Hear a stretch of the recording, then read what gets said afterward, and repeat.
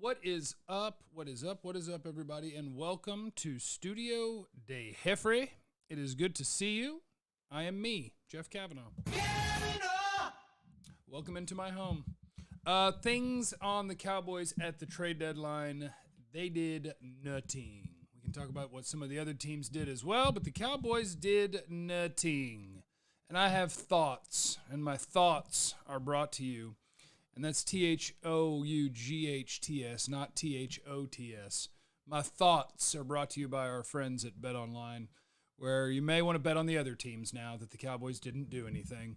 But you got basketball back. BetOnline, they're your number one source for all your sports betting needs this season. And with our promo code BELIEVE, BLEAV, you'll get a 50% welcome bonus with your first deposit. So make sure you use the promo code BLEAV, BELIEVE. They got all your sports wagering information, live betting, free contests, giveaways all season long. The fastest and easiest way to bet on all your favorite sports and events, whether that be your football team, the NBA teams, NHL, MMA, tennis, boxing, even golf, any way. I would say the one thing I don't like about the Cowboys not getting anything done is sort of the same as what I thought coming into this season with the Cowboys wide receiver core and tight end group.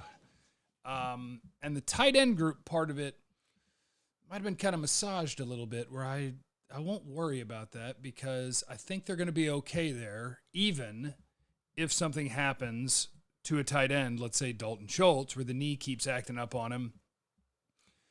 If something happens there, I think you're okay. Because Jake Ferguson and Peyton Hendershot sure don't seem like they're overwhelmed by being asked to play football as a fourth-round pick and a UDFA, undrafted free agent for Hendershot.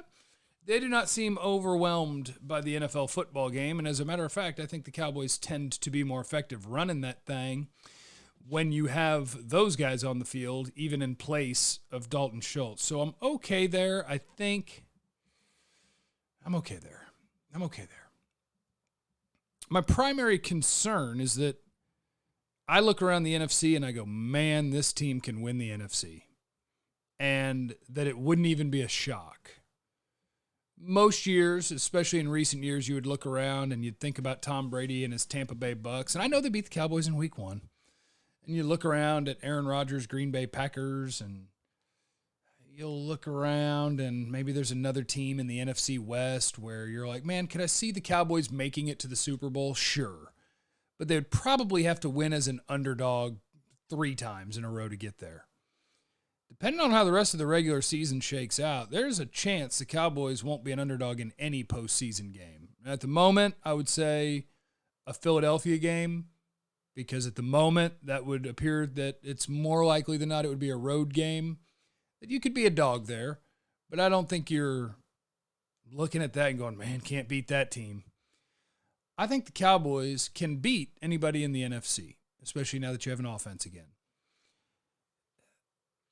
You could beat those teams with the current wide receiver core. You could do it. Michael Gallup had a nice game. CeeDee Lamb's a nice player.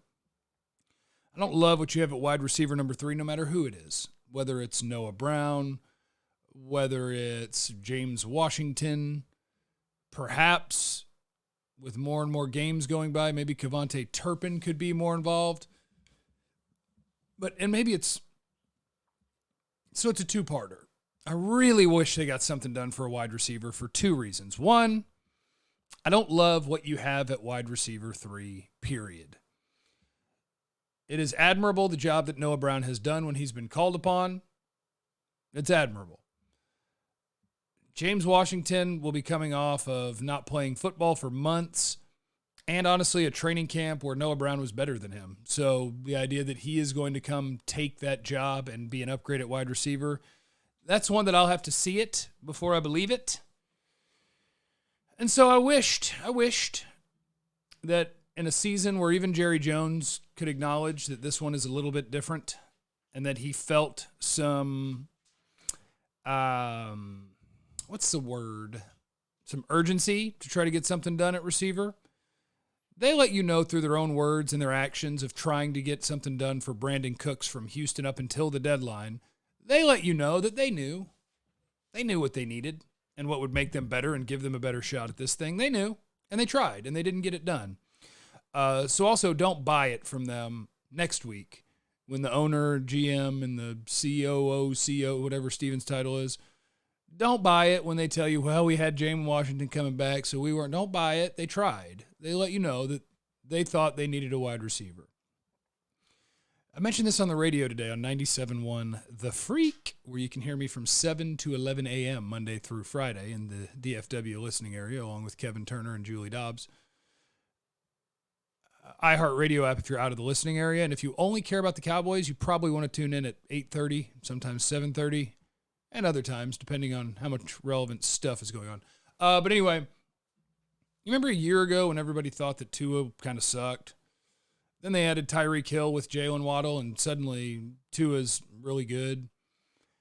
Do you remember a year ago when Jalen Hurts sucked?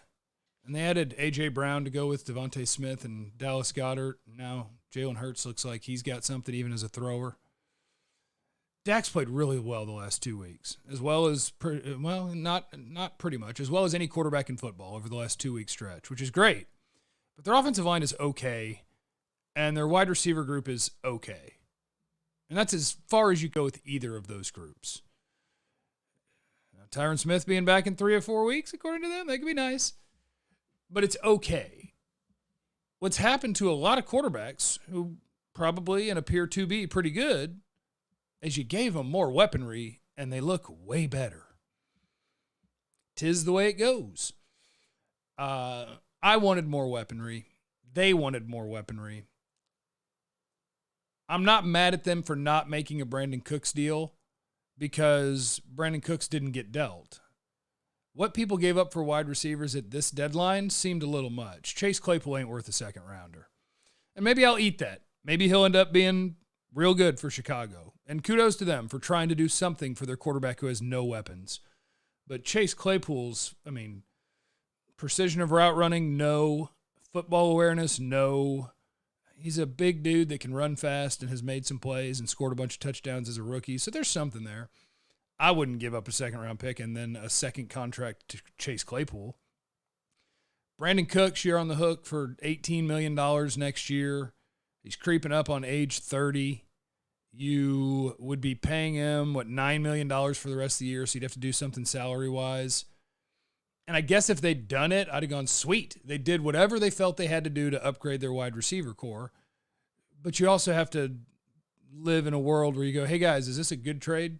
Because the odds are we're not winning the Super Bowl this year. You'd have to start there. The odds are we're not. This will give us a better chance, but the odds will still be that we're not. And so if we make bad decisions long term, what are we doing, right? That would not be a win on my trade chart, giving up what Houston wanted for Brandin Cooks. And now they're going to have to deal with the fact that he ain't happy. Check his Twitter account. Boy, he ain't happy. And the other reason I would want Brandin Cooks or someone like him, but again, the Claypool deal, no thank you. What Houston wanted for Brandin Cooks, no thank you. And that probably means that if you were going to call about DJ Moore, they were going to be like, well, bad receivers are going for twos, or not great receivers are going for twos. We're going to need a first-round pick and then some, and you to take on all this salary. Hell, that one I might have been okay with. I'd be like, all right, well, I'm cool with paying this guy. He's young. He's very, very good. He's great after the catch. So DJ Moore would have been down on. Elijah Moore, I would have loved trading for Elijah Moore. But the deal that got done for Claypool and what they wanted for Brandin Cooks, I also would have told them no. And I'm willing to lose a trade, right? There's something to the gumption of, look, we want to invigorate our guys and let them know we are going for this thing. Those weren't it. The other reason that I wanted them to add somebody is a what if.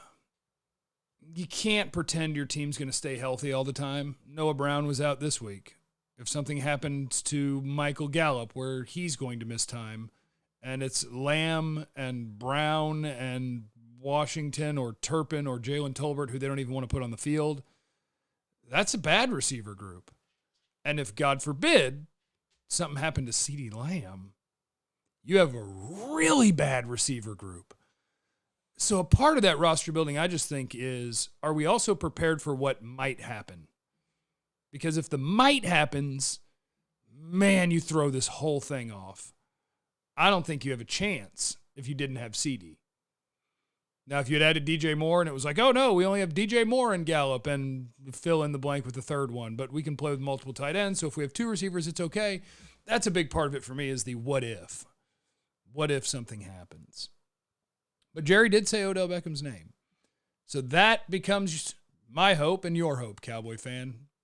We are now on Odell Beckham watch. Go get him. You got to see that he's healthy. You got to see that he's going to be able to contribute in the next few weeks. But, I mean, even if you had him for literally 2 weeks of the season and a postseason run, okay. Sounds fun to me. He was just fine in L.A. as a number 2 receiver, and they don't win the Super Bowl without him. No chance. So we're now on Odell Beckham watch. Welcome, everybody. This is brought to you by Bet Online. Remember, you have no idea what anyone's going through, so be cool to everyone. I love you. Be easy.